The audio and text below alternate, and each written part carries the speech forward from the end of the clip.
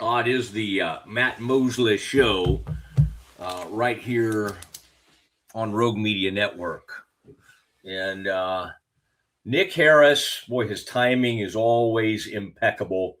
He is running around San Francisco. He's monitoring the Pro Bowl. He just gotten back from the Senior Bowl. Let's bring him on. Nick Harris, our reporter in the field. There he is.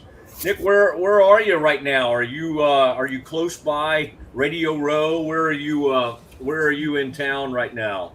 Yeah, I'm on the third floor of this convention center. Radio Row's on the first floor, and found a little space on the floor of the third floor here that I can post up and put it on my knees, and let's get it going, Matt Mosley.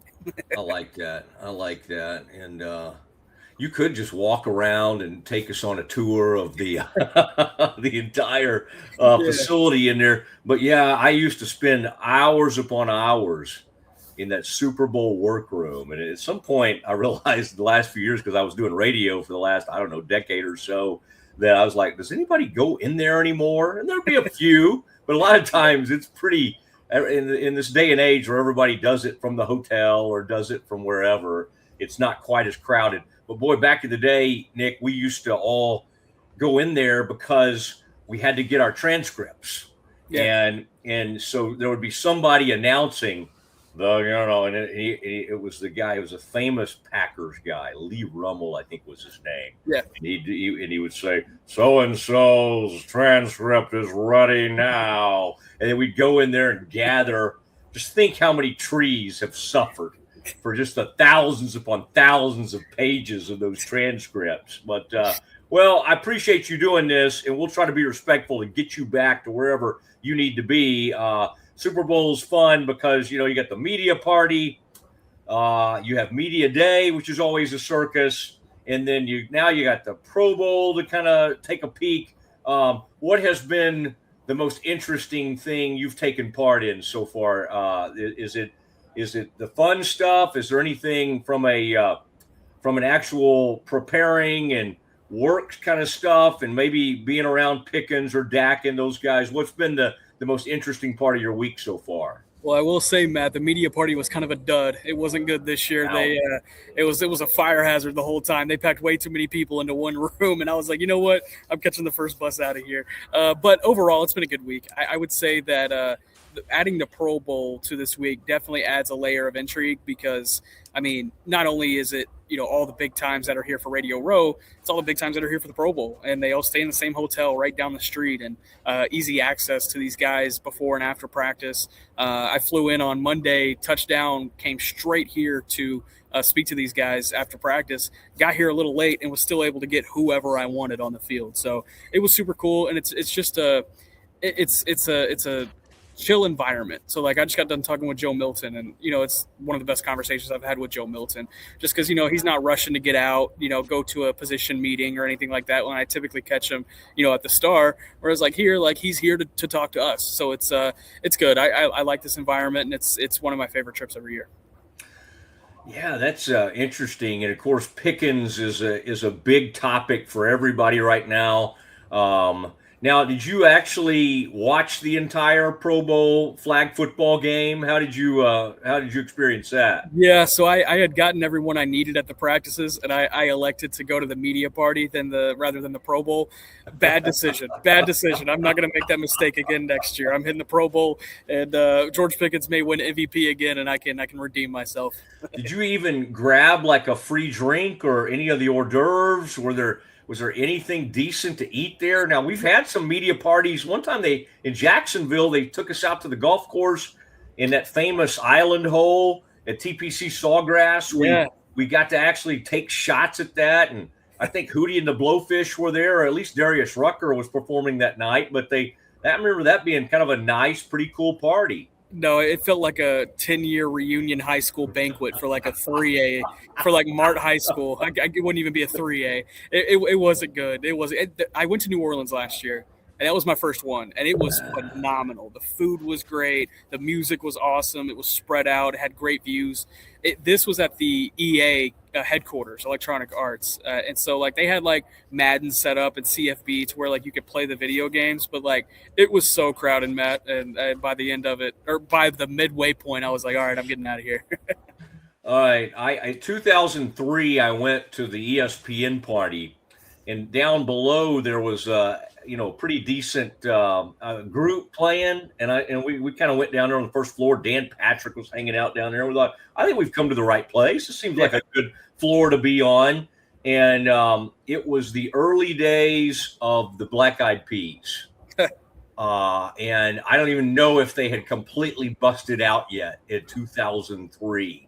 But that's who was playing. I remember seeing there was a female singer that was somewhat attractive and was very talented, and that happened to be Fergie. So yeah, that was back when ESPN was spending enormous money on some of those parties and everything. But things have changed a little bit. ESPN will still put on a really good party, but that's interesting. So as you talk to a lot of those players, and I'm sure you even visited with some players, even about maybe the Cowboys staff, all of that. Anything, I saw you writing, I read your story about George Pickens.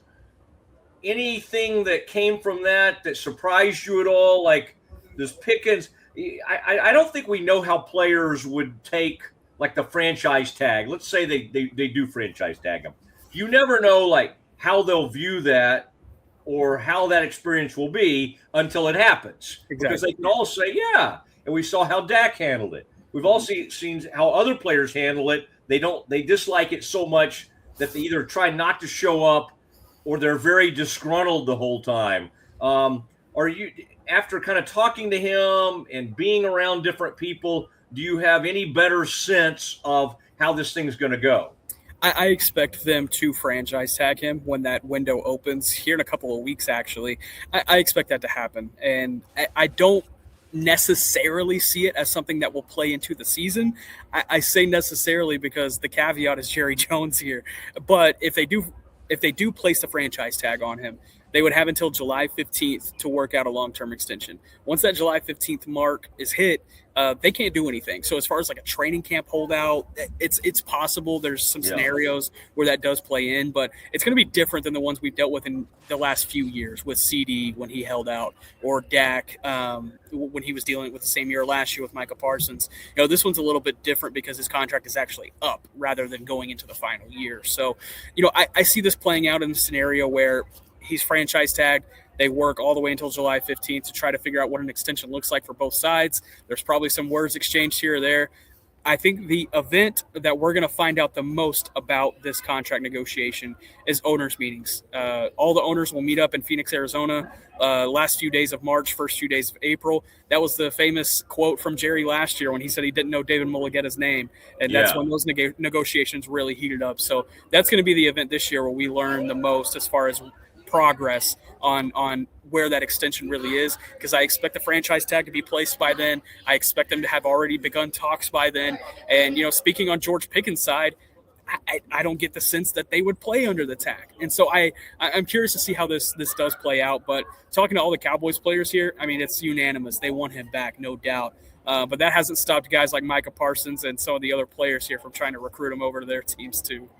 I heard you mentioned that, Micah's been kind of interesting and all that. I'm glad in your interviews, and I like reading all your stuff, but, when you post all these things, unlike Clarence, our good buddy, there's not a lot of cackling involved. And I forget what one of the players said something, mildly funny, and Clarence, as only he could.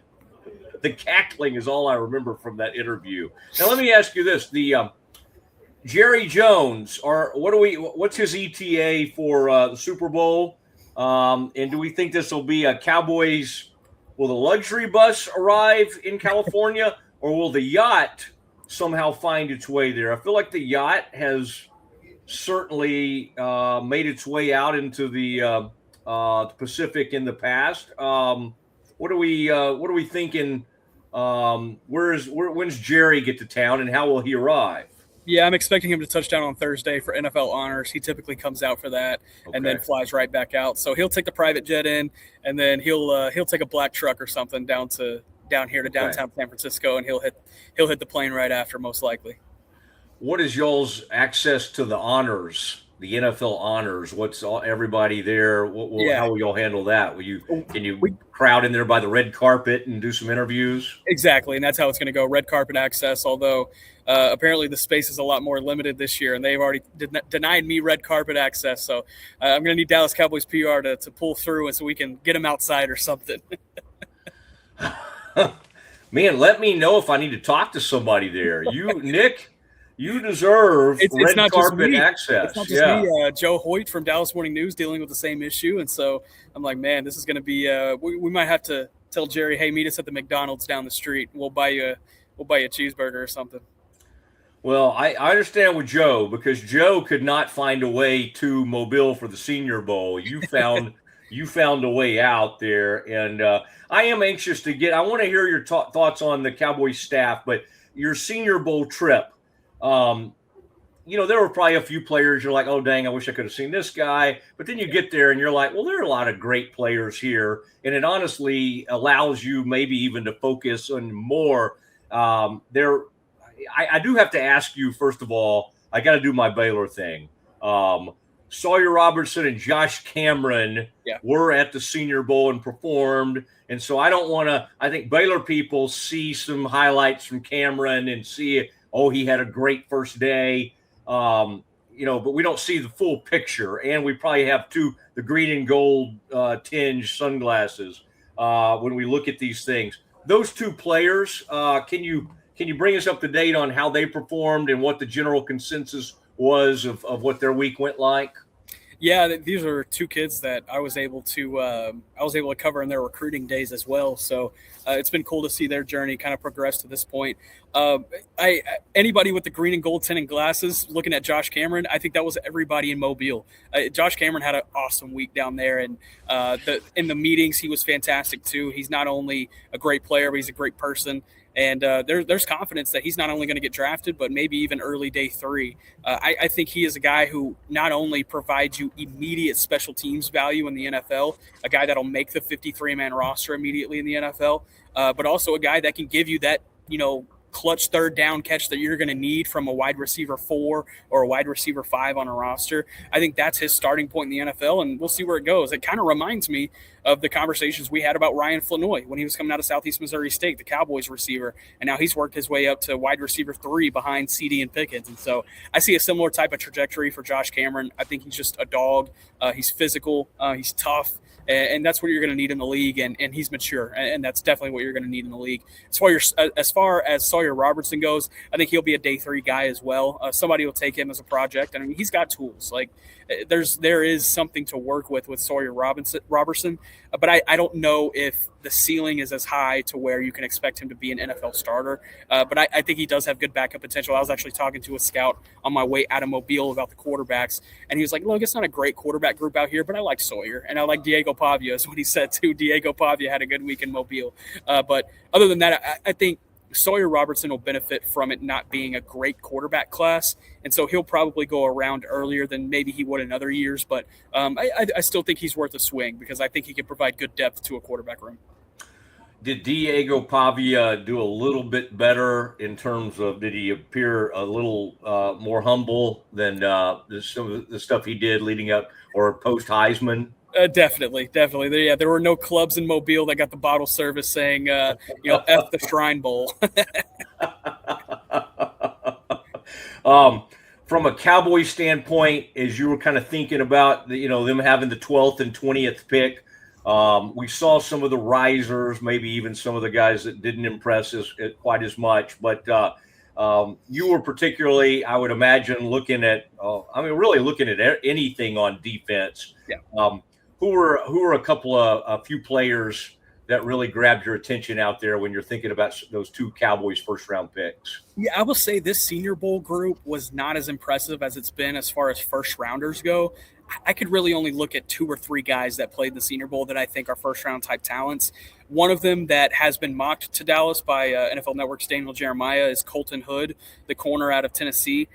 I'm not that big of a fan, not a first-round pick fan of Colton Hood, but there were moments where he shined in Mobile. But I think the Mobile experience this year was probably more so for finding those day 3 gems.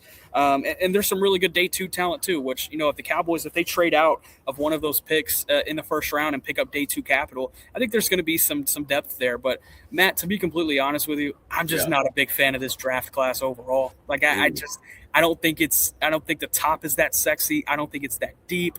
I think there are good players in this draft. There's good players in every draft. But if we're comparing it to years past, I just feel like, this is an unfortunate year to have 2 first-round picks, in my opinion. Okay. And did any of these, any Hoosiers show up out there that grabbed your attention at all? Because the producer of this fine show is coming off a national title. And I think the guy with the long hair there with the Hoosiers cap on, did Pons or anybody, stand out there? It was the running back. Is it Black? Kalen Black? He came out there and he performed, and he was good. He was good. It's really impressive to see him, and then a couple Miami guys made the trip too. It was cool to see those guys perform like fresh off of the national championship. It was pretty impressive to see. You didn't see the Miami kid? Those guys weren't showing up there, the Miami edge guys? No, unfortunately, we didn't get them. We didn't get David Bailey either, the edge out of Texas Tech. I will say one of the guys that I was excited to see and I was able to get eyes on was the other edge at Texas Tech, Romello Height. And he had a good week. He did, absolutely. I think picking him at 20 would be a little rich. Do I think he's a first-round pick, though? Yeah, probably in the back end somewhere. But I am leaning more toward – these safeties when you look at these first round picks. And I know safety is not a sexy position to take in the first round, but you look at Caleb Downs, if he's there at 12, you run that card to the table.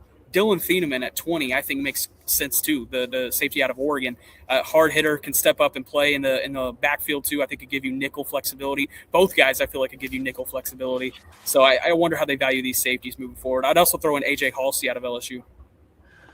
All right, and interesting to think about too, Nick, this staff that the Cowboys have put together. Christian Parker, the defensive coordinator. We've talked to you about him, but you were kind of interested to see what kind of staff he would put together. And well, you've got college people. I mean, there's it's a variety. I thought it was interesting, this latest one, as the outside linebacker coach that comes from USC. You certainly had some thoughts on him. Who were a couple of these hires? Who was it? Ryan? Was it Ryan Smith? Ryan Smith. Yeah, I wanted to call him Ryan Clark, but that's a guy on ESPN. Who were a couple of these hires? And I know they got a couple things to finish up, but that kind of grabbed your attention the most. Yeah, I think the addition of Derek Ansley as the pass game coordinator, that's going to be fascinating to see how he works with Christian Parker. But you mentioned Chidera Uzo-Deribe, the outside linebackers coach coming from Georgia, who will serve the same role on this Cowboys staff. I was curious. I had asked a few of the defensive guys that have made the trip out here to San Francisco. I was like, do you guys feel like you need a pass rush specialist or do you need a run game coordinator? Which is more important? And, it's kind of split voting. I don't think there's a wrong answer there, but I felt like I got the most substance out of the guys with the pass rush specialist answer. It's like, hey, we're going to be able to rebuild this edge room because only Donovan Ezaraku and James Houston are coming back as of today. They're going to be able to rebuild it not only with young talent, but with veterans as well. It's like, get a guy in there that'll be able to develop that pass rush plan day one, and they're ready to roll. They feel like they have their run stoppers. Osa Digizua, Quinnen Williams, Kenny Clark.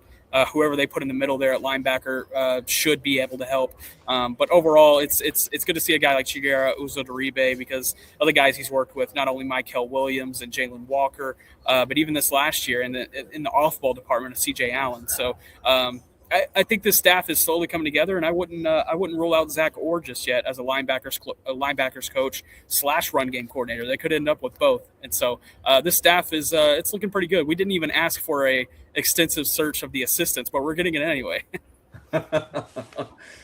Are you when Jerry said he would bust the budget, and now we know what the salary cap's going to be, and we know the additional, what is it, 30 million that they have to work with. Where are the Cowboys? Like, what's roughly how much they have to work with? And again, they're always up for restructuring things as well. But as they sit now, they could be pretty aggressive if they wanted to, right? Yeah, there are freedoms to be able to allow that, not only just restructuring DAC and CD, but that alone will create enough space to where they can at least fill depth holes in free agency. How aggressive they are in free agency is mostly going to be determined by some of these cap casualties that they look around and try to identify. If it's a guy like Malik Hooker or Terrence Steele, how do they rework Kenny Clark's contract? Because that's definitely going to have to be discussed. Or even an extension for Quinnen Williams. I think that's on the table as well. If a couple of those things happen, they should be able to swing for a guy like Nakobe Dean, who is coming from that Philadelphia defense, understands Christian Parker and what he asks of his guys. And he's going to be up for, $9, $10, $11 million per year. And I think if they're able to make a couple of those moves, they'll be able to sign a guy like that. I also look at a guy like Joseph Osai, edge rusher out of the Cincinnati Bengals, who came out of Texas. He's a Conroe Oak Ridge product as well. I'd be curious to see what the market looks like for him at $8, $9, $10 million range, because he's had a couple of really good years with the Bengals. So they need veterans in each of these position groups, no doubt. How much they actually end up spending for these guys, I think that's going to be determined by, some of the things they do outside of the CD and DAC restructures. And we'll go from there and see what that looks like. All right. What's the people would want to know? What's the strangest or the biggest celebrity, with either athlete or actor or comedian, whatever, you've seen at Radio Row?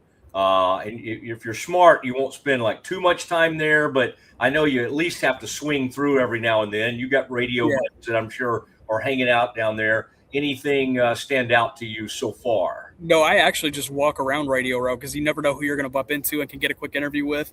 This year doesn't have really the stars. There's just not any that pumped. I saw Joe Montana today, and I thought that was really cool. But aside from that, man, it's been who would you expect? Charles Haley, Michael Irvin. You expect those guys to be out here, and like the current guys like Cam Newton or Derrick Henry, whatever it may be. So nobody too surprising, I would say. All right, don't do what I did Charles Haley one time when he was opening up about his mental illness issues, and he said, and he was trying to think of what he had. He was like, I was struggling with, and me being me, I helpfully said schizophrenia. Like trying to help guess his diagnosis. And he said, who said that? Charles was. It was like during a actual radio interview. Unfortunately, I've been friends with him for years, and so. But he did say on the air, "I'll reach over there and wring your neck, Mosley," or something like that. But yeah, I was not. It wasn't my greatest moment. It was kind of, and I've had a few of those in radio, as live radio over the years. Any thoughts, by the way, Nick? I don't want to short you on. Anthony Davis, big trade goes down. Mavericks get 2 first-round picks, and the always fun financial flexibility, right? That's why most fans come to the AAC. They want to see a financial flexible team on the floor. But again, this Cooper Flag thing has been very, very fun to watch, especially here recently. He's been going off. But any thoughts on Anthony Davis and what they got for him? Yeah, it doesn't necessarily wash the stink off of the Luka trade, but it kind of helps look toward the future and past that a little bit with the new guys that are making those decisions. But this is something that works for both sides. For Washington, you got a Trae Young, Anthony Davis, and Trey Johnson core that I think can work for you for the future. And they're not going to be playoff contenders, but they might sneak in and finally make the playoffs, which by Wizards standards, that's all they're aiming for. And then you mentioned Dallas, so much cap flexibility after this season. They're going to have a healthy Kyrie Irving. We'll see what's up with Klay Thompson, and then Cooper Flag, who's obviously been fantastic. I think it would be an attractive spot for a big-name free agent, and Dallas should be able to do their due diligence there. All right, and since your love of high school, by the way, realignment happens the other day, and I guess DeSoto's actually going to accept going down to 5A. I mean, that's weird because I think in the past they actually preferred and they asked to stay in 6A because they're so dang competitive.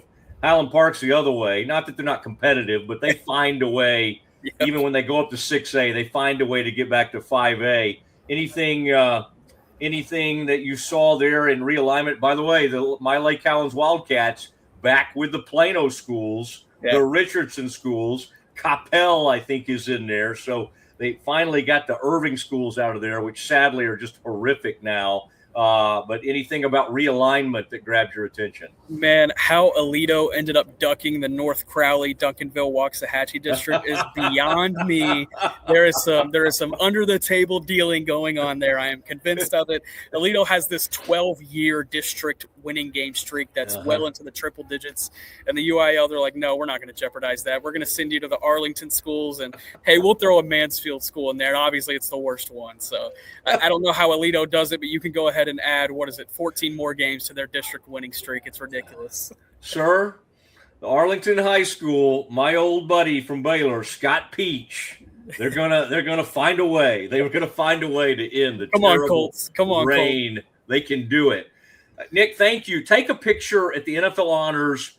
I think it'd be funny and it'd be good on Twitter for you and Joe. Don't give Joe the idea because he'll do it. But like how far you are away from the red carpet. You need to do some picture to kind of show how they. Hopefully we make it in. Hey, we're gonna try and bust it. We're gonna figure out a break into this thing. I think you got a chance. You'd be like Todd Archer. I'll tell you that story sometime. But I had to let Todd under I had to open the red whatever the deal that's surrounding the red carpet. Yeah. I raised it up and in came Todd. All right, that was back in the day. Nick, thank you very much, sir.